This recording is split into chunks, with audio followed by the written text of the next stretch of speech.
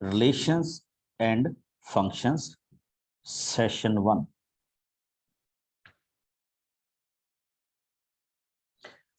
तो थोड़ा सा आपके साथ इस टॉपिक को 11th से स्टार्ट कर रहा हूं कि 11th में हमने क्या किया था, और फिर मैं थोड़ा सा आपको 12th में लेके आऊंगा।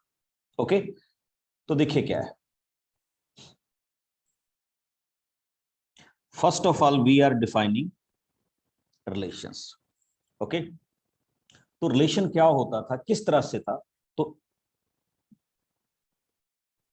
रीकैप कर रहा हूं बच्चे 11th क्लास का। तो हमने ये कहा था, if A and B are non empty set, then relation R is a subset of A Cartesian product B, कि A और B की कार्टेशियन प्रोडक्ट का जो रिलेशन होगा, जो सबसेट होगा, दैट इज कॉल्ड रिलेशंस। अब आप सबको पता है कि उसमें जो एलिमेंट A को बिलोंग करते होंगे we call them domain, and जो एलिमेंट B को बिलोंग करते होंगे we call them range.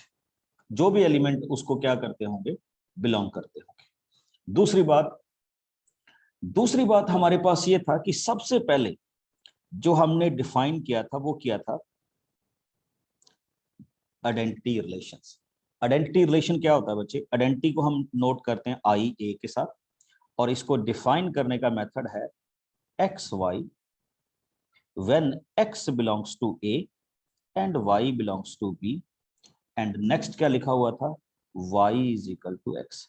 This is called identity relations. I think आप सारे जानते होंगे what I mean by identity relations. Identity relation में बच्चे एक बड़ी सिंपल सी चीज होती है कि जो आपके पास डोमेन होगी वही आपके पास क्या होगी, रेंज होगी। Okay, this is called identity relations. उसके बाद बच्चे हमने इसी में सीखा था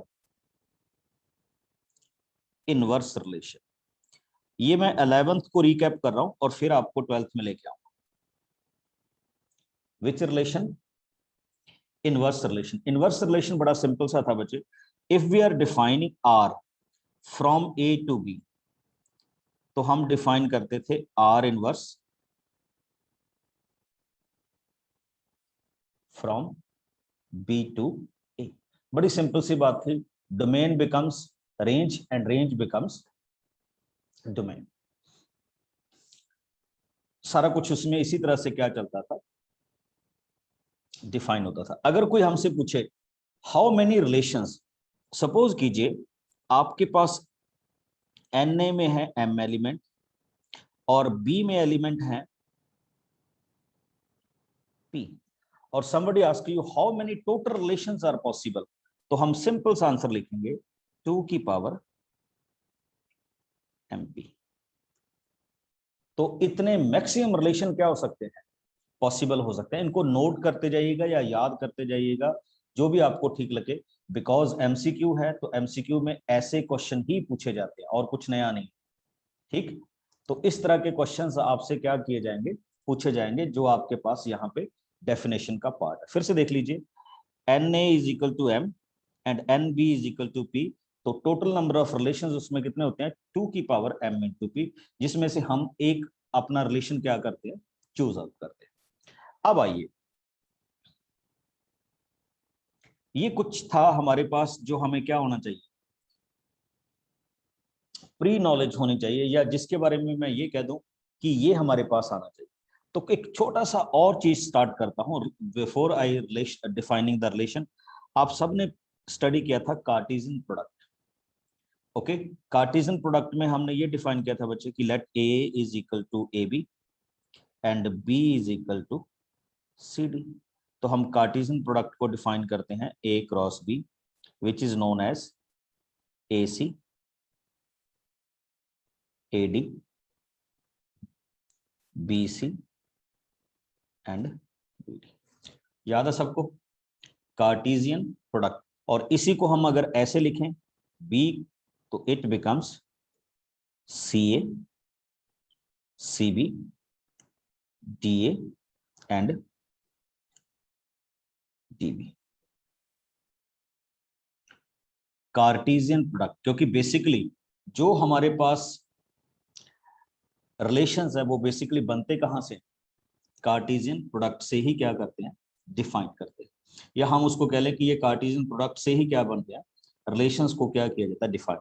एक चीज बस बच्चे मैं और डिस्कस करूंगा कि if your relation is 1 3 2 4 and 3 6, जब भी आपने रिलेशन चेक करना हो कि वेदर इट इज पॉसिबल और नॉट, तो आप एक चीज चेक करेंगे कि उनके डोमेन्स उसके फर्स्ट सेट को बिलोंग करने चाहिए, और उनके जो रेंज है वो किसको बिलोंग करने चाहिए, सेकंड सेट को बिलोंग करने चाहिए। यानी इफ आई से कि my relation is from A to B, तो मैं उसमें सबसे पहले क्या चेक करूंगा कि जो 1 2 एंड 3 हैं दे बिलोंग्स टू ए, और जो 3 4 एंड 6 हैं they must belongs to B. और अगर ऐसा है तो that means that is a relation.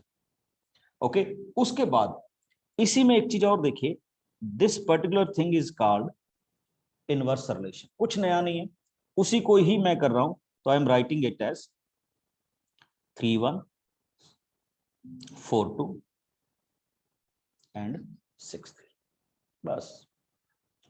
ठीक, डोमेन को रेंज और रेंज को क्या कर दिया, domain, and we will find it out.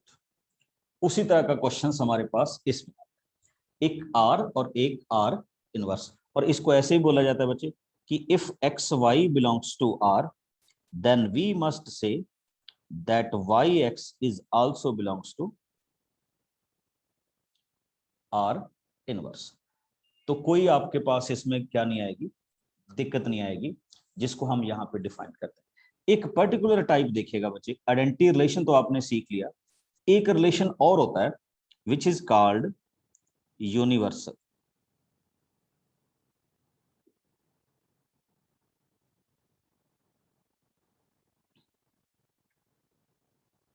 क्या डिफाइन करते हैं हम उसको, यूनिवर्सल रिलेशंस। यूनिवर्सल रिलेशन बड़ा सिंपल सा रिलेशन हम यहाँ पे डिफाइन करते हैं बच्चे, कि सपोज कीजिए आप एक रिलेशन फाइंड आउट कर रहे हैं ए टू ए, और आपने ये डिफाइन कर दिया कि your relation is a subset of A to A, कि जो आपका रिलेशन है वो आपकी कार्टेशियन प्रोडक्ट के क्या चला गया, इक्वली चला गया। यानी अगर उसमें 10 पेयर बन रहे हैं तो आपके रिलेशन में भी 10 के 10 पेयर आ गए, तो that particular relation is called universal relations. Okay, याद रखिएगा। अभी मैं आपको एक यूनिवर्सल, या आप ऐसा कह लीजिए, अच्छा एक चीज और भी बचे, second thing is called empty relation. इसकी एक छोटी सी एग्जांपल देता हूं आपको एम्प्टी रिलेशन की, चेक कीजिए। Let us suppose A 1 2 3 4 and somebody asks you find a relation xy where x and y both belongs to a and x minus y is equal to 10।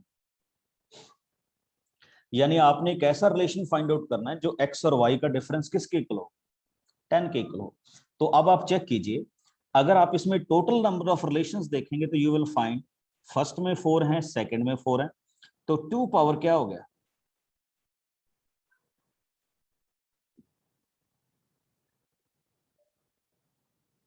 16।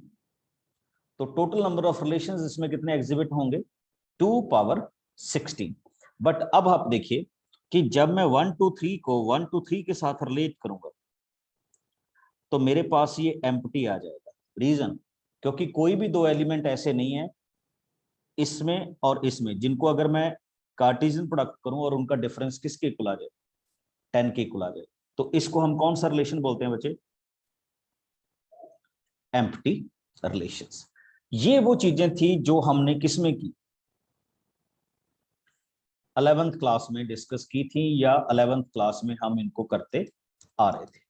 अब जो मेरा next part शुरू हो रहा है बच्चे, वो हो रहा है 12th क्लास का।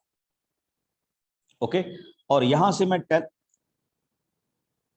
क्लास शुरू कर रहा हूं देखिए 11th क्लास में ये थोड़ा सा रिकैप था, हाउ टू प्रिपेयर रिलेशंस या हाउ टू कंस्ट्रक्ट रिलेशंस। अब आइए, अब मैं आपके पास आ रहा हूं वेरियस टाइप्स ऑफ रिलेशंस। किस में आ रहा हूं? Various types of relation. तो सबसे पहला जो रिलेशन हमारे पास आ रहा है दैट इज कॉल्ड रिफ्लेक्सिव। अब इसको अच्छी तरह से समझते जाइएगा बच्चे, कैसे हम इसको डिफाइन करें। अगर मैं ये कह रहा हूं कि ए रिलेटेड टू ए, या ऐसा कह लीजिए, इसको छोड़िए, what do we mean by reflexive? If A is related to A, or I can say कि A belongs to R when A belongs to any set। यानी अगर सारे के सारे एलिमेंट अपने आप के साथ रिलेट हो रहे हैं तो that relation is called reflexive. क्या बोलेंगे बच्चे उसको? रिफ्लेक्सिव बोलेंगे। फिर से ध्यान से देख लीजिए, अगर सारे के सारे अपने आप के साथ क्या हो रहे हैं? रिलेट। मैं आगे चल के इसको डिस्क्राइब भी करूंगा। दूसरा, सेकेंड वन, सिमेट्रिक। इस चीज को बच्चे समझिएगा, एक होगा गिवन और एक क्या होगा? प्रूव। गिवन क्या होगा? गिवन इज दिस कि आपको यह दिया जाएगा कि A B belongs to R. आपका ए बी किसको बिलोंग कर रहा है? आर को, यानी ए बी रिलेशन है। और आप प्रूव क्या करेंगे कि B A is also belongs to. फिर से देख लीजिए मैंने क्या कहा, ये पोर्शन जो मैं अभी येलो कलर का कर रहा हूं ये आपको गिवन होगा कि A B belongs to R, और जिसको मैं रेड कलर का कर रहा हूं ये आप प्रूव करेंगे कि yes B A is also belongs to R, यानी वो भी सेम ही रिलेशन फॉलो कर रहा है जो ए फॉलो कर रहा है। तो इसको हम क्या बोलते हैं बच्चे? सिमेट्रिक। याद रख। नेक्स्ट वन बड़ा अलग सा रिलेशन आ रहा है बच्चे, फिर से उसी में आऊंगा गिवन में। तो first one is called transitive. फिर से देखिए ट्रांजिटिव में क्या क्या गिवन होगा। ट्रांजिटिव में बच्चे गिवन होगा कि A B belongs to R. Next आपको गिवन होगा B C also belongs to R, और आप इसमें से प्रूव क्या करेंगे? You will prove that A C also belongs to R, कि ए सी किसको बिलोंग कर रहा है? आर को बिलोंग कर रहा है। चेक करिए क्या बना रहा हूं, A B belongs to R, B C belongs to R, और उसके बाद मैं क्या प्रूव करने जा रहा हूं कि A C also belongs to R. ठीक, A B belongs to R,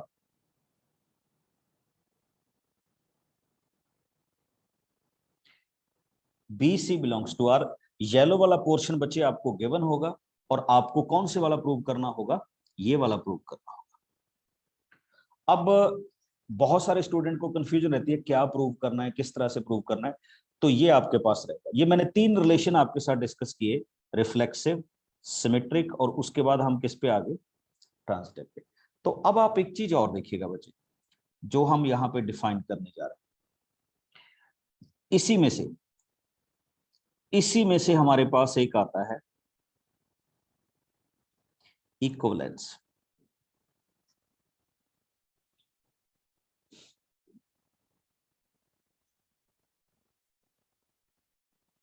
ठीक, इक्विवेलेंस रिलेशन का मतलब होता है बच्चे, अगर कोई आपका रिलेशन रिफ्लेक्सिव भी है, सिमेट्रिक भी है, और क्या है?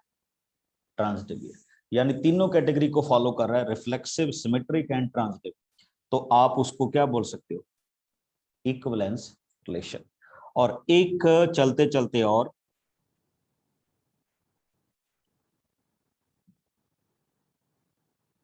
Anti symmetric. बहुत सारे स्टूडेंट्स को इस क्वेश्चन को देखने के बाद ये लगता है कि the relation which is not symmetric is called anti symmetric. तो वो आपके पास दिक्कत में होगा, ठीक है। तो उसको हमने क्या करना है, डिफाइन कर। देखिए कैसे मैं इसको इस तरह से डिफाइन करूंगा बच्चे। If A B belongs to R and B A also belongs to R, तो ये सिमेट्रिक की डेफिनेशन हुई। और उससे आगे चलकर मैंने ये प्रूव कर दिया कि A is also equal to B. तो उस रिलेशंस को हम क्या बोलते हैं, एंटी सिमेट्रिक। याद रखना, okay. If someone ask you symmetric और एंटी सिमेट्रिक, तो this particular thing is called anti symmetric. ठीक, एंटी सिमेट्रिक का मतलब बिल्कुल ही उसका अपोजिट नहीं होता। तो एंटी सिमेट्रिक का मतलब है कि जो इन कंडीशंस को क्या करता है, फॉलो करता है, तो उसको हम क्या बोलेंगे, एंटी सिमेट्रिक बोल। एक चीज और आपके साथ जो मैंने डिस्कस करनी है, या बहुत सारे स्टूडेंट्स इसमें गलत समझते हैं, वो देख लीजिएगा। But before I start with the next one, तो मैं एक चीज आपके साथ एक रिलेशन डिफाइन करने जा रहा हूं बच्चे। The relation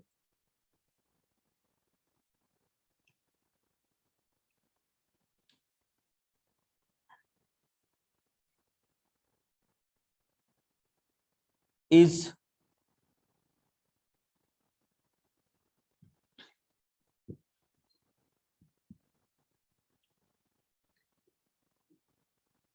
parallel to when S is the set of straight line. आपके पास what is the S? S is the set of straight line. तो हम इसमें डिफाइन कर रहे हैं कि क्या ये रिलेशन इक्विवेलेंस रिलेशन होगा। तो देखते हैं, सिंपल सी बात। देखिए, सपोज कीजिए कि L, M and N and so on, these are the straight line which belongs to your set S. कुछ भी नाम दे दीजिए बच्चे, you know it very well कि every L is parallel to itself. अकेले L ही नहीं, कोई भी स्ट्रेट लाइन अपने आप के हमेशा क्या होती है, पैरेलल होती है। तो मैं एक बड़ा सिंपल सा आंसर इसमें लिख सकता हूं बच्चे, कि यहां से मैं बोलूंगा कि दिस इज सिमेट्रिक। अब दूसरा आइए, अब मेरे को ये बताने की जरूरत नहीं होगी बच्चे, if L is parallel to M, तो आप बड़े आराम से कह सकते हैं कि therefore M is also parallel to M।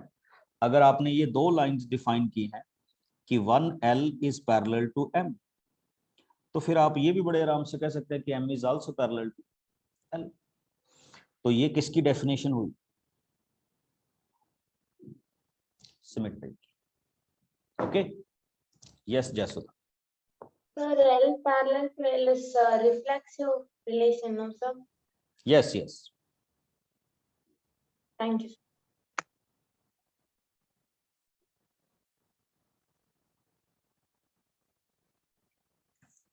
Okay, third देखो बच्चे, अब इसमें क्या होगा, if I said L is parallel to M,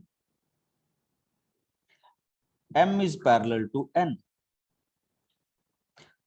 तो आपको किसी को भी ये प्रूफ देने की जरूरत नहीं है। आप इजीली बोल सकते हो कि L is also parallel to N। ये लीजिए L, M एंड N। छोटी सी अगर आप एग्जांपल बना के भी देखना चाहें तो हम एग्जांपल बना के भी दिखा सकते हैं। तो this particular relation is called transitive. अब देखिए, ये सिमेट्रिक भी हुआ, सॉरी मैं यहां पे गलत लिख गया था अभी, क्या लिखना चाहिए था यहाँ पे, reflexive. Reflexive, symmetric and transitive बताएंगे सभी। अब मैं इसको क्या बोल सकता हूं, Yes, you all are open. Sir, equivalence relation. Equivalence relation से इसको हम बहुत इजीली क्या बोल सकते हैं बच्चे, इक्विवेलेंस रिलेशन बोल सकते हैं। ओके, तो आपने इसको याद रखा। अब जो मैं एक चीज आप सबके साथ डिस्कस करने जा रहा हूं, थोड़ी सी डिफरेंट भी है, कई स्टूडेंट कह देते हैं ये है सिलेबस में, कई कह देते हैं नहीं, बट आपको करनी चाहिए। उसका नाम है बच्चे इक्विवेलेंस क्लास।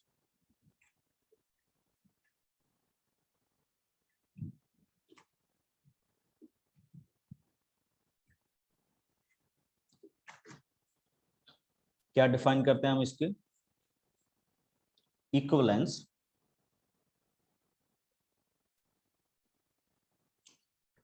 क्लास के नाम से इसको क्या करें, डिफाइन करें। Now what is this equivalence class, और हम इसको कैसे डिफाइन करें, इसको ध्यान से समझिएगा बच्चे। कई बार वो आपको क्वेश्चन देके पूछ सकता है what is the equivalence class of that, what is the equivalence class of this, तो उस तरह से आपने इसको क्या करना है, देखना है। ठीक,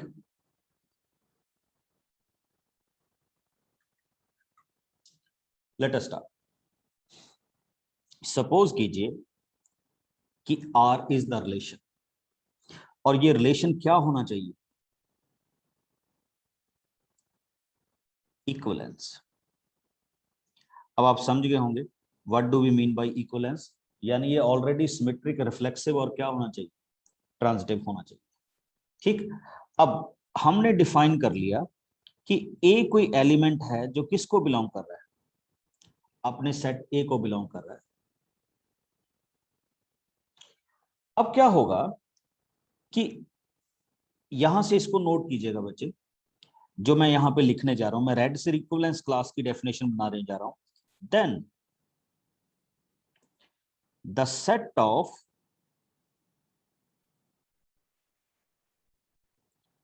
those element of A which are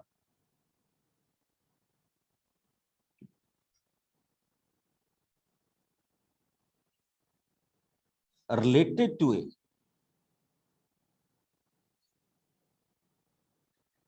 is called equivalence class। अच्छा, अगर इस चीज के बारे में नहीं पता चला तो एक चीज इसमें और डिस्कस करता हूं, कैसे। ठीक, एक रिलेशन देखिएगा जो मैं भी यहां पे डिस्कस करूंगा या यहां पे डिफाइन करने की कोशिश करूंगा। ओके, हमें एक क्वेश्चन दिया गया, इक्विवेलेंस क्लास में बता रहा हूं बच्चे। Suppose that relation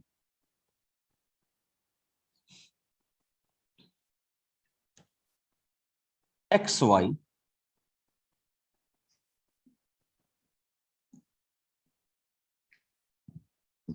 X and Y are set of integer and X minus Y is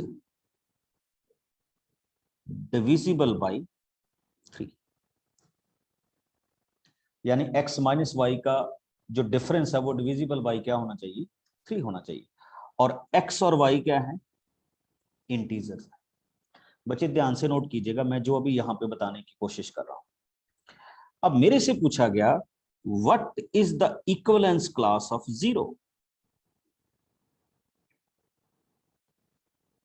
तो नोट कीजिएगा इक्विवेलेंस क्लास ऑफ 0 का मतलब बच्चे कि अगर मैं इसमें से एक एलिमेंट 0 ले लूं तो वो किन किन के साथ रिलेशन बनाएगा, तो ये तो बना सकता है बच्चे 0 के साथ भी, 3 के साथ भी, 6 के साथ भी, 9 के साथ भी, -3 के साथ भी, -6 के साथ भी, -9 के साथ भी। तो this is called equivalence class. पता चली, यानी जिन भी एलिमेंट के साथ वो ये रिलेशन क्रिएट करेगा that is called equivalence class. Got my point. अब एक और लिखते हैं, सपोज दैट, अब आपको कहा जाता है what is the equivalence class of 1? तो 1 किन के साथ बनाएगा बच्चे? 1, 4, 7, 10 एंड सो ऑन। और किन किन के साथ बनेगी? -2, -5, -8 एंड सो ऑन। पता चल गया? बिकॉज इस एलिमेंट का जो डिफरेंस होगा वो 3 से क्या होगा? इनके साथ डिविजिबल होगा। तो this is called equivalence class. समझ गए? किसी को इसमें डाउट हो, कल को कोई आपको पूछ ले कि इसकी इक्विवेलेंस क्लास बनाइए, इसकी इक्विवेलेंस क्लास बनाइए, या इसकी इक्विवेलेंस क्लास बनाइए, तो आई थिंक किसी को भी इसमें क्या नहीं होना चाहिए? डाउट नहीं होना चाहिए। अब मैं आपसे इसमें चलते चलते लास्ट पूछ रहा हूं बच्चे, if somebody ask you what is the equivalence class of 2? हाँ, आप सारे ओपन है, बोल सकते हैं। What are the elements which makes equivalence class with this? हाँ जी, yes, 5, 8, पहले तो 2 तो मैंने बता दिया, आगे 5, 5, 8, 11, सो 14, और इस तरफ क्या आ जाएगा बच्चे? -1, -4, -7. माइनस। तो हम ये इसकी क्या बोल सकते हैं? इसको इक्विवेलेंस क्लास बोल सकते हैं। कोई डाउट किसी को?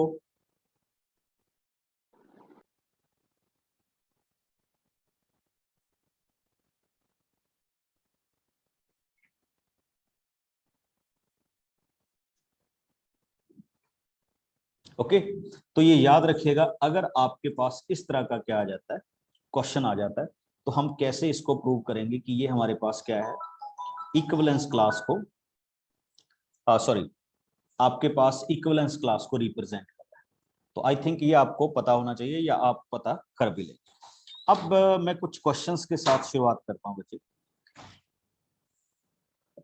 बड़े सिंपल से क्वेश्चन होंगे, एनसीईआरटी से नहीं, थोड़ा सा बाहर से करूंगा क्वेश्चंस।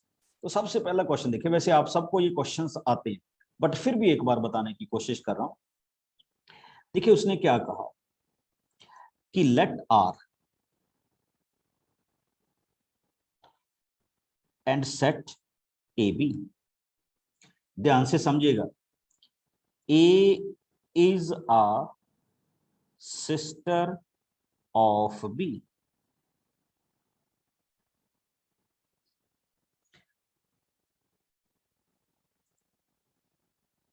ठीक, अब note, set A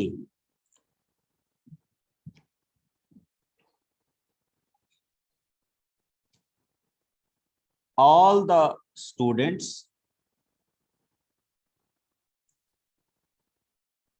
in boys school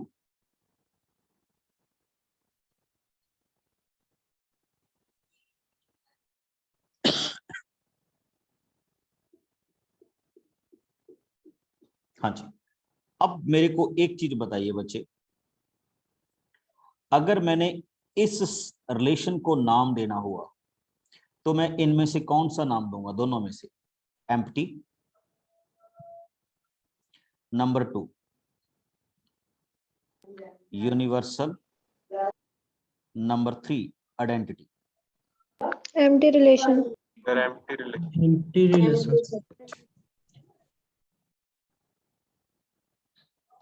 empty relation देना होगा ना नाम। ठीक, अब दूसरी देखिए, बड़ी सिंपल सा डेफिनेशन दे रहा हूं, इसी में आ गया आर ए बी। अब इसी को आप नाम देंगे, ठीक, the difference of height between A and B is less than 3 meters. हाँ जी, Universal Universal relation. देखो उसने लेस देन 3 कहा है, अगर दो सेम हाइट के बच्चे भी आ जाएंगे तो उनका डिफरेंस 0 हो जाएगा। ओके, और हमें पता है कि अगर हम प्रैक्टिकली देखें तो दो कैंडिडेट के बीच में 3 मीटर का डिफरेंस पॉसिबल नहीं है, तो उनके बीच में लेस देन क्या रहेगा, 3 मीटर का ही क्या रहेगा, डिफरेंस रहेगा।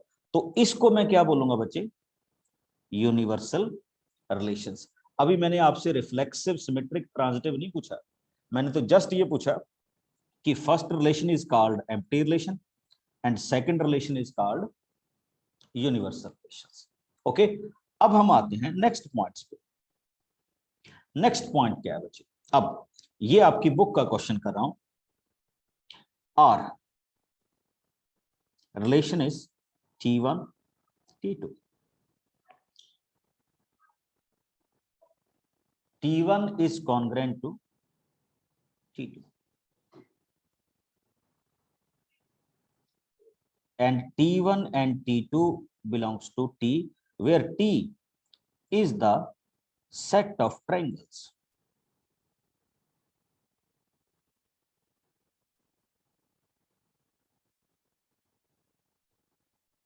हाँ जी, स्टार्ट कीजिए एंड हम इसको वन बाय वन डिस्कस करें। सबसे पहले हम इसकी क्या डिस्कस करेंगे बच्चे,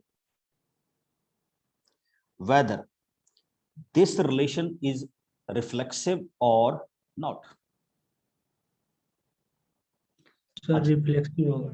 वेरी गुड, रिफ्लेक्सिव So होगा। reflex.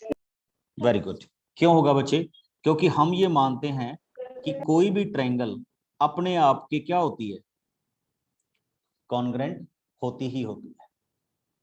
याद है कॉन्ग्रेंट कैसे प्रूव किया था 9th क्लास में, SAS Yes, से, RHS ठीक, और RHS, ठीक। तो हम ये कहेंगे because every triangle is congruent to itself therefore it is reflexive. बस इतना लिखना क्या है, सफिशिएंट है। Okay, now I come to the next point, point 2।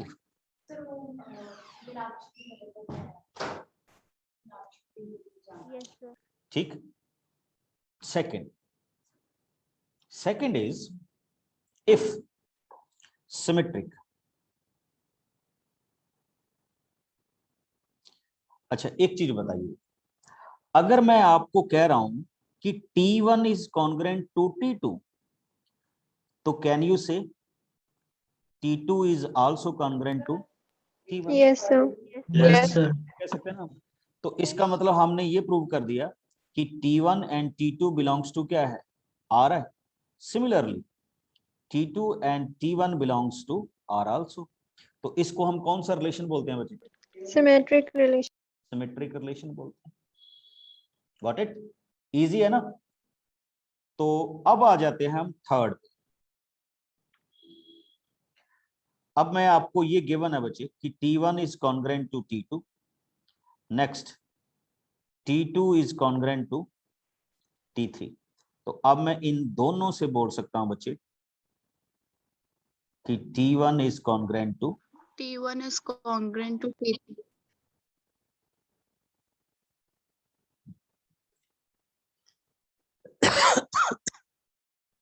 T3 बोल सकता हूं ना। तो दिस इज कॉल्ड, देखो कुछ नहीं करने की जरूरत, आप डायरेक्टली इनको बोल सकते हो कि ये इसको क्या है, कॉन्ग्रेंट। तो ये कौन सा रिलेशन हो गया बच्चे, Transitive. Transitive, sir. Transitive relations हो गया।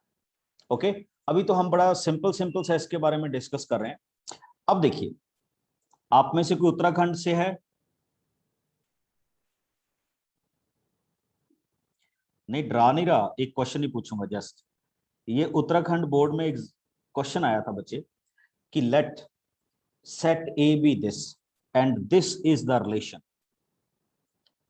1 1 2 2 3 3 1 2 एंड 2 3। तो हमने बताना है कि is this relation be reflexive, symmetric and transitive. तो चलिए अब हम इसके बारे में बात शुरू करते हैं। सबसे पहले कौन बताएगा, what about reflexivity? Sir reflexive है। रिफ्लेक्सिव है। सर रिफ्लेक्शन कैसे पता चला बच्चे रिफ्लेक्सिव? सर वन बिलोंग करता है सर क्योंकि सारे बिलोंग कर रहे हैं। अच्छा, वेरी गुड, और आगे बहुत अच्छे, agreed. 1 1 is there, 2 2 is there, 3 3 is there. और आपके पास टोटल नंबर ऑफ एलिमेंट्स भी कितने थे? 1 2 and 3। My next question is बच्चे, अगर सेट ए में 1 2 3 एंड 4 होते तो भी ये रिफ्लेक्सिव होता? No sir. No sir. Sir total नहीं है। यस, क्यों नहीं होता? सर 4 4 नहीं है। 4 की इमेज वेरी नहीं है। गुड, बिकॉज इसमें 4 4 का एलिमेंट प्रेजेंट नहीं है, तो इसलिए हम इसको बोल देंगे कि this is not reflexive. Reflexive. Okay, अब नेक्स्ट आइए, अब हम आते हैं, चलिए रिफ्लेक्सिव तो हमने कह दिया कि यस, ओके। अब जरा नेक्स्ट पॉइंट पे आइए,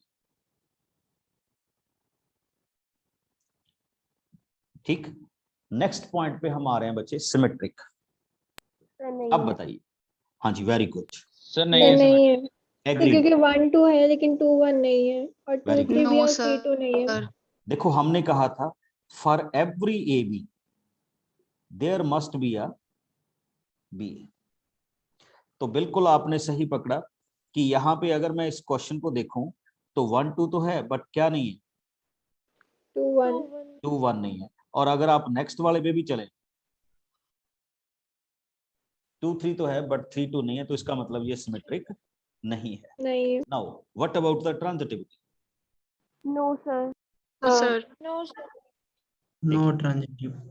वेरी गुड, देखिए अगर मैं इसको लिखता हूं सिंपल से वे में कि this is A, this is B, this is B and this is C, कि देखिए ए बी है, बी सी है, बट इसमें क्या नहीं है? सर AC एसी नहीं। AC AC. एसी नहीं है। तो वो तो अपनी कंडीशन तो पूरी कर गया गिवन, बट हम उसको आगे प्रूव नहीं कर पा रहे, तो इसका मतलब ये क्या नहीं होगा? ट्रांजिटिव। ट्रांजिटिव नहीं होगा। अब बच्चे मेरा क्वेश्चन आप सबसे ये है कि अगर ये होता ही ना, सिर्फ इतना सा ही होता, now what about this relation? Sir equivalence relation होगा। वेरी सर गुड, इक्विवेलेंस नहीं हो। नहीं होगा, होगा सर इक्विवेलेंस। कैसे? हाँ बिल्कुल बिल्कुल, देखो वो कैसे वाला चक्कर मैं बताता हूं। मैंने आपको क्या कहा था बच्चे, मैंने आपको कहा था कि पहले आपको एक चीज गिवन होनी चाहिए, आप ये मान के चलो कि A and B are different, कि वो आपको एक चीज प्रोवाइड करेगा कि ए बी किसको बिलोंग करते हैं? आर को, और फिर आप उसमें से प्रूव करोगे कि B A is also belongs to R. और मेरा ये समझाने का तरीका थोड़ा सा अलग है बच्चे, अगर उसने आपको पहले ही नहीं दिया, ये वाला पॉइंट ही आपको प्रोवाइड नहीं किया गया, तो इसका मतलब ये बाय डिफॉल्ट ही क्या हो जाएगा? सिमेट्रिक हो जाएगा। मेरी बात को फॉलो कर रहे हो? Yes sir. अच्छा, या आप ये मान के चलिए कि A and B may be same, तो मेरे हिसाब से तो आप ऐसा लेके चलिए कि A and B may be, A and B always different, तो आपको इसमें कोई भी मेरे ख्याल में क्या नहीं आएगी, दिक्कत नहीं आएगी। ठीक, अब जैसे मैं एक रिलेशन पहले प्रिपेयर करूंगा, फिर उसके बारे में कुछ बताने की कोशिश करूंगा। देखिए कैसे,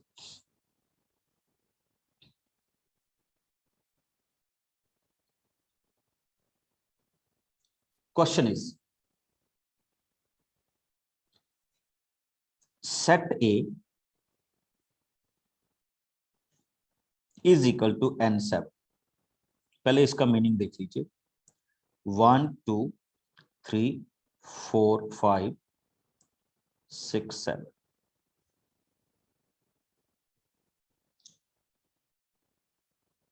ठीक, फिर से आपको बता रहा हूं बच्चे, आपको दिया गया n7, और रिलेशन आपने क्या बनाना है,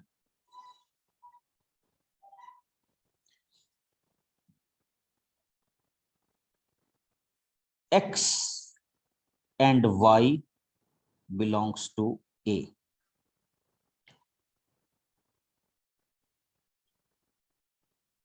And y is equal to x plus 1. बस मेरे को इतना सा बता दीजिए कि क्या ये रिफ्लेक्सिव होगा।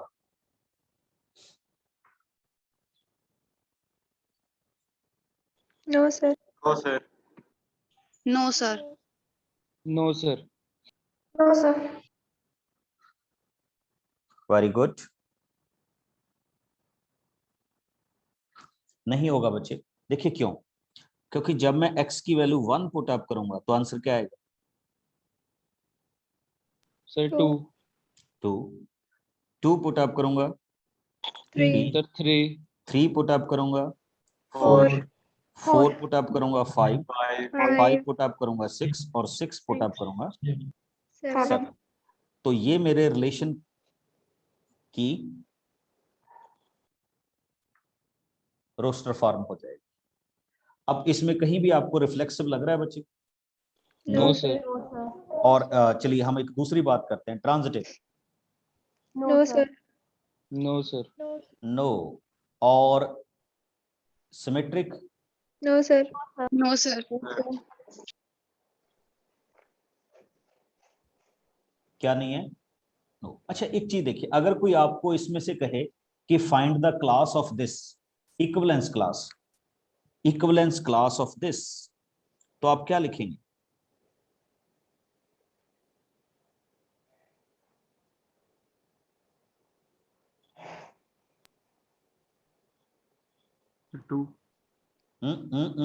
मैंने उसमें एक पहली कंडीशन दी थी, याद करो। 1, 3. एक पहले मैंने कंडीशन दी थी, आप बोल रहे हो सर नहीं होगी क्योंकि ए सेट से बिलोंग नहीं कर रहा है। नहीं नहीं नहीं, पहले हमने कहा था कि वो रिलेशन क्या होना चाहिए, Equivalence. And 1. इक्विवेलेंस होना चाहिए। तो ये रिलेशन तो इक्विवेलेंस है ही नहीं, तो फिर हम इसको Yes. इक्विवेलेंस क्लास कैसे कह सकते हैं? समझ गए मेरी बात? Yes, sir. Yes. Yes, sir. Yes, sir. अच्छा एक चीज और, एक चीज बच्चे मैंने और आपको डिफाइन करके बतानी थी, वो भी देख लीजिएगा, कई बार आपसे पूछ लेता है। जैसे अभी आपने ना इक्विवेलेंस क्लास बनाई, पता नहीं ये पूछेगा या नहीं, पर मेरे को लगता है कि आपको पता जरूर होनी चाहिए। तो एक चीज हम और करते हैं, पार्टीशन। Partition. क्या डिफाइन करते हैं? पार्टीशन। याद रखिए पार्टीशन होती क्या है। सपोज कीजिए ये आपका एक सेट है ए, ठीक, और मैंने नाम दिया A1, ठीक, 1, 3 and 5, और एक मैंने इसमें नाम दिया A2 विच इज 2, और एक मैंने नाम दिया A3, 4 and 7। तो मैंने बताना है कि क्या ये तीनों सेट इसकी पार्टीशन बनते हैं? Yes, sir. Yes, sir. फिर से चेक कर लो, फिर से चेक कर लो, मैं आपको रोक नहीं रहा। No, sir. 6 नहीं है इनमें. हाँ, पार्टीशन के लिए क्या होना चाहिए बच्चे? A1 union A2 union A3 किसके इक्वल आना चाहिए? A set. और एक चीज और भी होनी चाहिए, ये A1 A2 and A3 disjoint भी होने चाहिए। Yes. तो आप चेक कर सकते हैं कि ये डिसजॉइंट तो हैं, बट इनका यूनियन किसके इक्वल नहीं बन रहा? एक. एक इक्वल नहीं बन रहा। तो therefore the sets are not the partition of A. अच्छा अब दूसरा आइए, if I am writing B1 1 2 5 7, B2 3 and B3 4 and 6, अब बताइए क्या ये पार्टीशन बनते हैं? Yes, sir. Yes, sir. Sir. Yes sir. Very good. तो आपको दो चीजें बच्चे बड़ी अच्छी तरह से याद रखनी है। One is called equivalence clause, another is called partition. Okay, देखिए ये म्यूचुअली डिसजॉइंट भी हैं और इनकी यूनियन किसके इक्वल आ रही है? ए की इक्वल भी आ रही है। तो हम कह देंगे yes these are the partitions of set A, या रिलेशन ए, या जो भी आपके पास इसमें वैल्यूज आ रही है। ओके, पार्टीशन एंड किस में आ गया? फॉर्मेशन में आ गया क्वेश्चंस। अब कुछ हमारे पास ऐसे क्वेश्चंस भी होते हैं जिनको हमने ना एक ट्रेडिशनल से वे में डिफाइन करना होता है। अब आप मेरी इस बात से कहेंगे कि ट्रेडिशनल वे का मीनिंग क्या होता है। अब एक मैं क्वेश्चन लेता हूं, जैसे ये आया मेरे पास कि let the relation R which is AB and A and B both belongs to natural number and A is greater than B. अब आपको बताना है कि is this relation B reflexive? चलिए No, पहला sir. No sir. No, sir. No, sir. No. चलिए number 2 symmetric. No. No, sir. No sir. चलिए third transitive. No, sir. ओ ओ चेक Yes, करो। sir. नो नो करते देखो क्या हुआ, इफ आई से कि A is greater than B और सेकंड स्टेप में मैं कह रहा हूं कि B is greater than C, तो इन दोनों से कंबाइन करके तो ये बोल ही सकता हूं ना कि A इज ग्रेटर देन क्या होगा? C होगा। तो ये रिलेशन बच्चे क्या होगा? Transitive. ट्रांजिटिव होगा।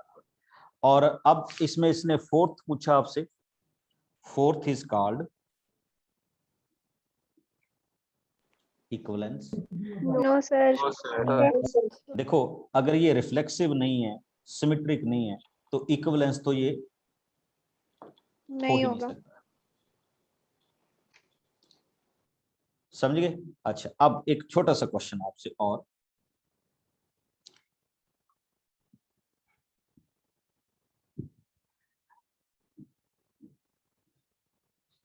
इसी को यहीं से पकड़ते हैं। A power B is equal to B power A। इस रिलेशन में एक छोटा सा हमने ऐड कर दिया। अब बताइए ये जिस रिलेशन के बारे में मैं आपसे पूछने जा रहा हूं, what you can say about this reflexive? Yes. No, sir.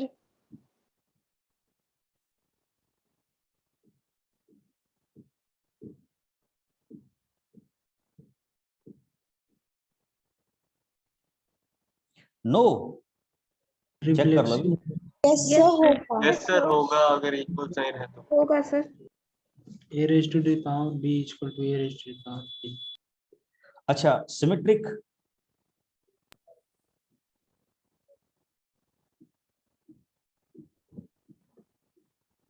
Symmetric symmetric No, sir. Sir, होगा होगा। बच्चे होगा। ध्यान से देखो, अगर वो आपको ये गिवन कह के गया है, आप इसको चीज को, अगर उसने आपको ये कह दिया कि A एंड B रिलेशन बना रहे हैं, तो इसका मतलब वो आपको ये कह रहा है कि A पावर B किसके इक्वल है? B पावर A के है। तो फिर आप इसको उल्टा करके भी लिख सकते हो कि फिर तो B पावर A किसके इक्वल होगा? A की पावर B के भी होगा। तो इसका मतलब BA भी प्रेजेंट होगा। तो ये रिफ्लेक्सिव भी है, सर सिमेट्रिक भी है। सर हम खुद से कैसे कह सकते हैं, अगर हम मतलब नेचुरल नंबर की कोई भी एग्जांपल लेंगे जैसे 1 और 2 लेकर, तो वो तो मैं इक्वल नहीं इसको आएंगे मैं ना। इसमें से ना बच्चे, मैं इसमें से ये चीज हटा रहा हूँ, ये मेरे को भी थोड़ा सा लग रहा है। आप इसमें A एंड B को इंटीजर मान, सर तब तो हो जाएगा, नेचुरल हाँ, नंबर के केस में नहीं नेचुरल, होगा। ठीक है, नेचुरल नंबर के केस में नहीं, आई एग्रीड।